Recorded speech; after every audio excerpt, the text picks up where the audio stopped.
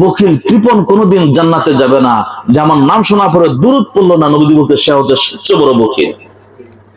ইন্নাল্লাহা ওয়া মালাইকাতাহু ইউসাল্লুনা আলান নবী ইয়া আইয়ুহাল্লাযীনা আমানু সাল্লু আলাইহি ওয়া সাল্লিমু তাসলিমা। নিশ্চয়ই আমি আল্লাহ আমার হাবিবের শানে দুরূদ পেশ করি, আমার ফেরেশতারাও করে, সমস্ত ঈমানদাররা আমার হাবিবের জন্য দুরূদ শরীফ পড়ো।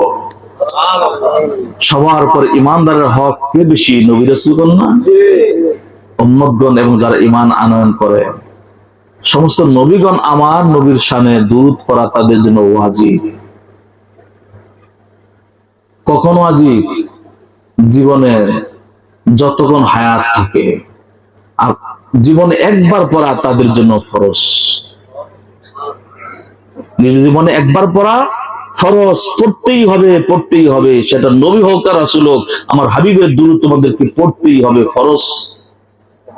এরপরে যদি আমার নাম কারো সামনে উচ্চারণ হয়, আমার দুরূদ তোমার জন্য পড়া ওয়াজিব।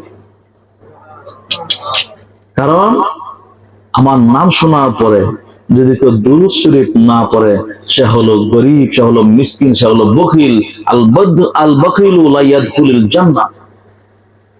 বখিল কৃপণ কোনোদিন জান্নাতে যাবে না। যে আমার নাম শোনার পরে দুরূদ পড়লো না, নবীজি বলতে সে হচ্ছে সবচেয়ে বড় বখিল। দুরূদ পড়লো, শুনলো, নাম শুনলো আর পড়লো না, সে হলো সবচেয়ে বড় বখিল।